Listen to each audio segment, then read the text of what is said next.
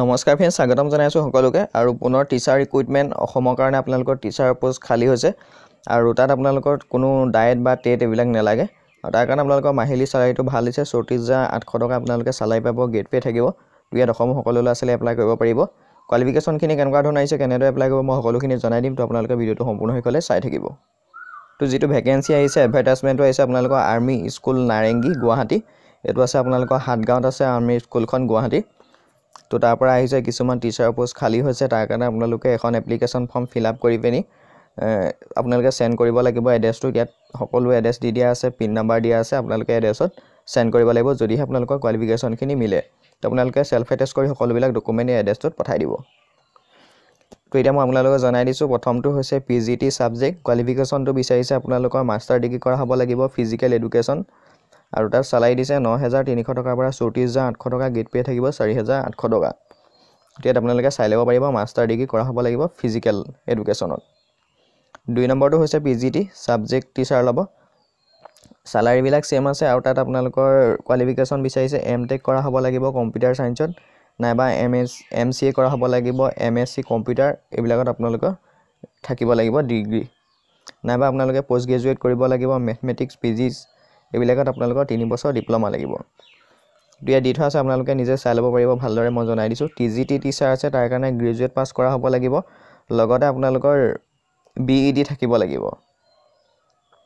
TGT তাৰ কাৰণে আপোনালোকৰ লাগিব মেথমেটিক্স থাকিব লাগিব 50% মাৰ্কছ, লগতে গ্ৰেজুৱেট থাকিব লাগিব, ডিপ্ল'মা লাগিব গ্ৰেজুৱেটৰ, আৰু BEd কৰা হ'ব লাগিব। 5 নম্বৰ পোষ্টটো হৈছে ছাবজেক্ট TGT, এইটো হৈছে হিন্দী। তাৰ কাৰণে আপোনালোকৰ 50 মাৰ্কছটো থাকিব লাগিব, গ্ৰেজুৱেট কৰা হ'ব লাগিব, লগতে BA BEd এইবিলাক থাকিব লাগিব।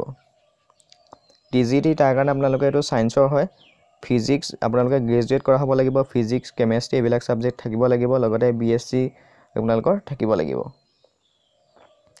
TGT তাৰ কাৰণে আপোনালোকৰ এইটো সংস্কৃতৰ হয়, এইটো সংস্কৃত ছাবজেক্টটোত আপোনালোকৰ 50 মাৰ্কছ থাকিব লাগিব গ্ৰেজুৱেট লেভেলত, লগতে আপোনালোকৰ BA BEd এইবিলাক থাকিব লাগিব। TGT এইটো হৈছে ছ'চিয়েল ছায়েন্সৰ, তো তাৰ কাৰণে আপোনালোকে গ্ৰেজুৱেটত social science, political science, history, geography এইবিলাক থাকিব লাগিব, লগতে আপোনালোকে BEd থাকিব লাগিব।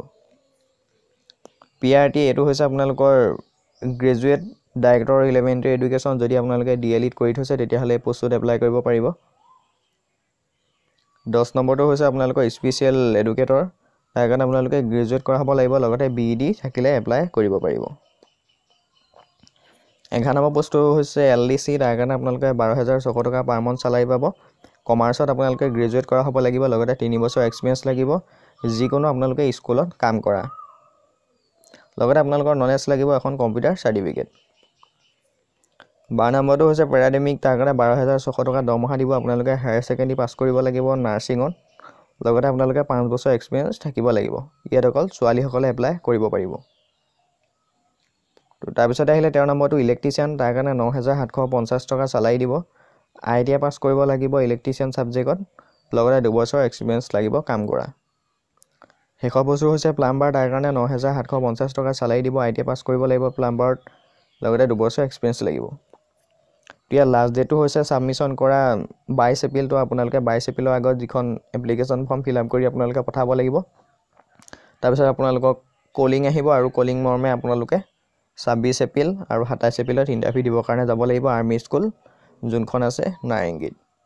তো ভিডিঅ'টো ইমানখিনি। ভিডিঅ'টো আপোনালোকে যদি কিবা বুজি নাপায় তেতিয়াহ'লে মোৰ ভিডিঅ'টোৰ লগত কমেণ্ট কৰিব, আৰু যদি ভিডিঅ'টো ভাল লাগিলে লাইক কৰিব, আৰু যোনখিনি ফ্ৰেণ্ড আছে ফ্ৰেণ্ডসকলক ভিডিঅ'টো যিমান পাৰে শ্বেয়াৰ কৰি দিব। যদিহে চেনেলটো এতিয়ালৈকে ছাবস্ক্ৰাইব কৰা নাই, ছাবস্ক্ৰাইব কৰি চাইডৰ বেল আইকনটো দবাই ৰাখিব, তেতিয়া যিকোনো ধৰণৰ ইনফৰমেশ্যন আহিলে আপোনালোকে লগালগ পাই যাব। তেতিয়ালৈ ইমানেই, ধন্যবাদ।